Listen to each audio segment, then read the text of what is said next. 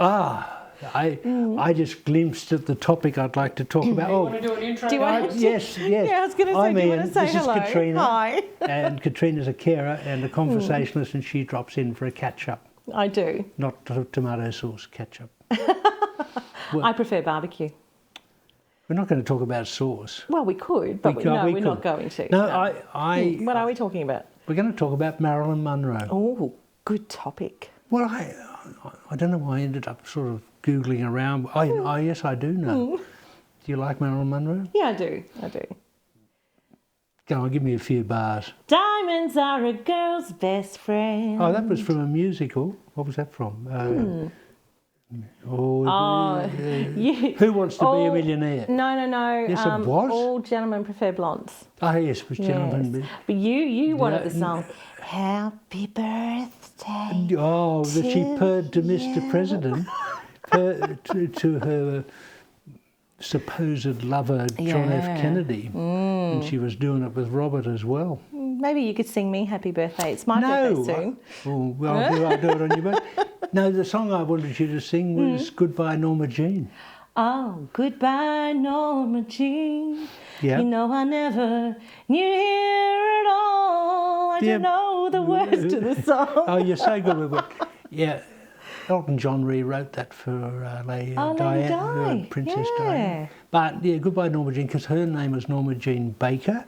Yeah, right. Also Norma Jean Doherty, Norma Jean... What, she went by all these names? Well, she married people. Oh, right. Gotcha. Her second husband was... so when she got married, she used Norma Jean? No, she changed to Marilyn. Her second marriage was to baseballer Joe DiMaggio. Now, that I think was a really good marriage, wasn't it? Weren't they in love? No. Oh, was that the bad they one? were, but he wasn't good to her. And right. They didn't last. Okay. I didn't think he was very attractive. I thought she could do better. Well, yeah, because she was pretty hot. Some Like It Hot. Oh, yes. There was a movie with her in it. It was. 7 Year Itch. Yeah. The Misfits. Now, was Tony Curtis in the 7 Year Itch? He was, and Jack Lemmon. And Jack Lemmon, in that's drag. Right. That's right. And the Hays Code didn't allow people to be in drag, but they got away with it because that was the whole plot. Yeah. But they didn't. Billy Wilder's ending. Right. For that. Joey Brown plays the billionaire who falls in love with Jack Lemmon as a woman, and then he's rowing in a boat, and Jack Lemmon whips off his wig and says, "I'm a woman." And he looks at her. No, he's a man. I'm not a woman. I'm a man.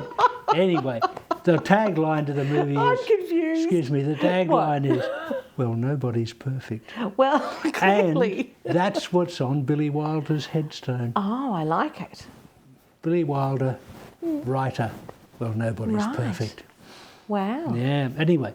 What were we talking about? Oh, Marilyn Monroe. Yeah, and the third husband was Arthur Miller, who was a playwright of some note. Okay. He wrote The Crucible and some major plays, but he also wrote the screenplay for The Misfits, Marilyn's last movie, Clark Gable's last movie. Oh, she was in a movie with Clark Gable. Yeah, and well, Arthur wrote it so she could get her head around some serious drama, but she was really big into the pills to go to sleep and pills to wake up and stuff at that time, so she was dead soon after. Gee, it takes a lot of the good ones, doesn't it? But here's the trivia I read. Joe DiMaggio, who wasn't a good husband. Now, he was a sports player, wasn't he? Yeah, baseballer. Yeah, Where have you gone, Joe DiMaggio? Do you know that song? Oh, I think I do, yeah. Mrs. Robinson. Yeah. Yeah, I've got trivia on that too. Okay. But Joe DiMaggio, it might have been the guilt because he was such a dud husband. Yeah. He organised her funeral. Yeah. And then he organised for a dozen roses to be put on her grave 3 times a week. He used to get that. 3 times a week? And he did it for 20 years, 18,000 roses. Wow. And it was all heading somewhere. It was heading to this. Yes. Marilyn Monroe's big break was the first centerfold in Playboy magazine. Right. For Hugh Heffner. He found someone sold him some old photos they'd taken of her. Yeah, right. And Hugh Heffner bought the crypt next to Marilyn's for $75,000. What a dirty old sod. They never had a fling or anything. He just wanted to buy that crypt. Yeah. And the crypt next to both of them is for sale now. Are you going to buy it? $2 million. Oh, chump Good change. investment from Hugh Heffner there. Absolutely, wasn't it? Could he be rolling in his grave? I can't believe that they've still got plots next to her left. Or did they just maybe not open them up for such a long time because her being such a big star? Well, maybe and it's just people been wanting on to sold all come the around. time. I don't know. Well, that too. Yes. Yes. Well, if you could get Anyway. $2 million for a plot, I'd do it. There was something else I had there. What was it? I don't know. Let me have a look. No. That was it, really. I that just found it 18,000 roses. I thought, yes, we were talking about Joe. Where have you gone? Here's to you, Mrs. Robinson. You don't know the song? Yeah. Came from a movie, The Graduate. It did, yep. It did. And it was originally, Here's to You, Mrs. Roosevelt. Oh. But the movie people said, let's change it to Mrs. Robinson because it's about a cougar who seduces Benjamin Braddock. Right. What's her name? Mrs. Robinson? Mrs. Robinson. Dustin Hoffman pretended to be 18, he was 30 I something. don't like Dustin Hoffman. All right. I'm not a fan. But here's the thing. Yeah. All right, have you heard of Bramwell Bronte? No, I don't think I have. Heard of Emily Bronte? Yes, I have. Charlotte Bronte? Yes. Well, Who's Bramwell? the brother, Right. who was a writer and a painter, but he couldn't get anywhere, so he took to drugs, opium and alcohol and killed himself nicely that way. Oh. But he had a relationship with an older woman and her name was Mrs. Robinson. Oh, and is that where the inspiration for the story came from? I believe so. Right. And Simon and Garfunkel wrote that song. There you go. And also known as also, the first band name for them was? Tom and Jerry. Oh, see. Look at me She's good, retaining isn't she? stuff. Tom and Jerry.